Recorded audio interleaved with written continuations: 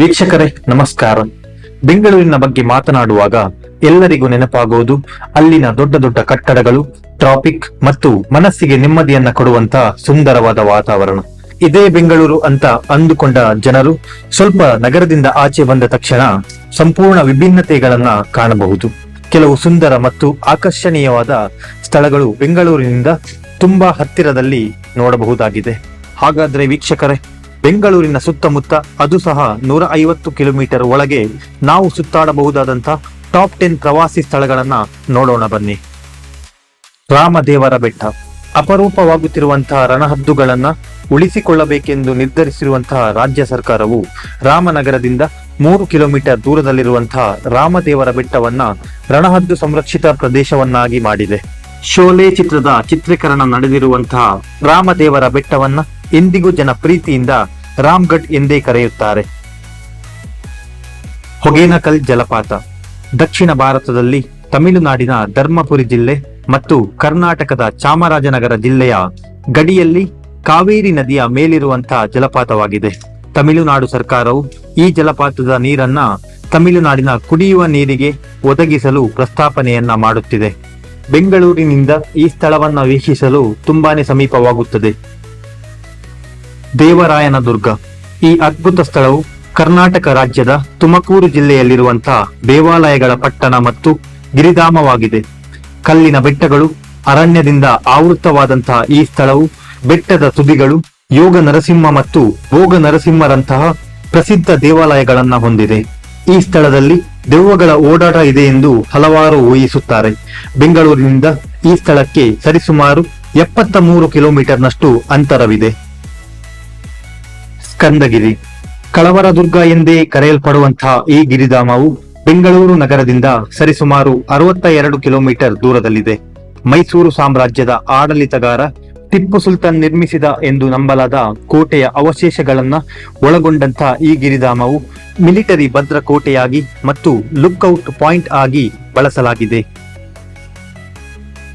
ಶಿವನ ಸಮುದ್ರ ಜಲಪಾತ. ಕರ್ನಾಟಕದ ಗಡಿಯಲ್ಲಿರುವಂತಹ ಜಲಪಾತವಾದ ಶಿವನ ಸಮುದ್ರವು ಕಾವೇರಿ ನದಿಯ ಉದ್ದಕ್ಕೂ ಇದೆ. ಮಂಡ್ಯ ಜಿಲ್ಲೆಯಲ್ಲಿ ಕಂಡುಬರುವಂತಹ ಶಿವನ ಸಮುದ್ರ ಬೆಂಗಳೂರಿನಿಂದ ಸರಿಸುಮಾರು 132 ಕಿಲೋಮೀಟರ್ ದೂರದಲ್ಲಿದೆ. ISKCON temple. ಒಂದು ಧಾರ್ಮಿಕ ಕೇಂದ್ರವಾಗಿದ್ದಂತಹ ಈ ಸ್ಥಳವು ಭಗವದ್ಗೀತೆಯ ಸಾರವನ್ನ ಸಾರುವ ನಿಟ್ಟಿನಲ್ಲಿ ಹುಟ್ಟಿಕೊಂಡಂತಹ ಸಂಸ್ಥೆಯಾಗಿದೆ. ಅಷ್ಟೇ ಅಲ್ಲ, ವಿಶ್ವದ ಅತಿ ದೊಡ್ಡ ಕೃಷ್ಣ ಹಿಂದೂ ದೇವಾಲಯ ಕೂಡ ಹೌದು. ಭಾರತದ ಕರ್ನಾಟಕ ರಾಜ್ಯದಲ್ಲಿ ಬೆಂಗಳೂರಿನ ರಾಜಾಜಿನಗರದಲ್ಲಿ ನೆಲೆಗೊಂಡಿರುವಂತಹ ಈ ದೇವಾಲಯವು ಹಿಂದೂ ದೇವತೆಗಳಾದಂತಹ ಕೃಷ್ಣನಿಗೆ ಸಮರ್ಪಿತವಾಗಿದೆ. ಇಲ್ಲಿನ ವೈಭವವನ್ನ ಕಣ್ತುಂಬಿಸಿಕೊಳ್ಳಲು ಸಾವಿರಾರು ಸಂಖ್ಯೆಯಲ್ಲಿ ಜನ ಆಗಮಿಸುತ್ತಾರೆ. ಮೇಕೆದಾಟು. ಚಾಮರಾಜನಗರ ಮತ್ತು ರಾಮನಗರ ಜಿಲ್ಲೆಗಳ ಗಡಿಯಲ್ಲಿ ಕಾವೇರಿ ನದಿಯ ಉದ್ದಕ್ಕೂ ಇರುವಂತಹ ಸ್ಥಳವಾಗಿದೆ. ಕಾವೇರಿ ನದಿಯ ಆಳವಾದ ಮತ್ತು ಕಿರಿದಾದ ಕಮರಿನ ಮೂಲಕ ಹರಿಯುತ್ತದೆ. ಬೆಂಗಳೂರಿನಿಂದ ಕನಕಪುರ ಮಾರ್ಗವಾಗಿ ಸುಮಾರು 110 ಕಿಲೋಮೀಟರ್ ದೂರದಲ್ಲಿದೆ. ಶಿವಗಂಗೆ ಬೆಟ್ಟ. ಬೆಂಗಳೂರಿನಿಂದ 54 ಕಿಲೋಮೀಟರ್ ದೂರದಲ್ಲಿರುವಂತಹ ಈ ಪವಿತ್ರ ಪರ್ವತವು ಶಿವಲಿಂಗದ ಆಕಾರದಲ್ಲಿದೆ ಮತ್ತು ಸ್ಥಳೀಯವಾಗಿ ಗಂಗಾ ಎಂದು ಕರೆಯಲ್ಪಡುವಂತಹ ಒಂದು ಚಿಲುಮೆಯಿಂದ ಹರಿಯುತ್ತದೆ. ಇದರಿಂದಾಗಿ ಈ ಸ್ಥಳಕ್ಕೆ ಅದರ ಹೆಸರನ್ನೇ ನೀಡಲಾಗಿದೆ. ನಂದಿ ಬೆಟ್ಟ. ಕರ್ನಾಟಕ ರಾಜ್ಯದ ಚಿಕ್ಕಬಳ್ಳಾಪುರ ಜಿಲ್ಲೆಯಲ್ಲಿ ಗಂಗಾ ರಾಜವಂಶದಿಂದ ನಿರ್ಮಿಸಲ್ಪಟ್ಟಂತ ಪುರಾತನ ಗಿರಿಧಾಮವಾಗಿರುವಂತಹ ಇದು ಚಿಕ್ಕಬಳ್ಳಾಪುರ ಪಟ್ಟಣದಿಂದ 10 ಕಿಲೋಮೀಟರ್ ಮತ್ತು ಬೆಂಗಳೂರಿನಿಂದ ಸರಿಸುಮಾರು 60 ಕಿಲೋಮೀಟರ್ ದೂರದಲ್ಲಿದೆ. ನಂದಿ ಬೆಟ್ಟದಲ್ಲಿ ಸೂರ್ಯೋದಯವನ್ನ ವೀಕ್ಷಿಸುವುದು ಪ್ರವಾಸಿಗರಲ್ಲಿ ಜನಪ್ರಿಯವಾಗಿದೆ.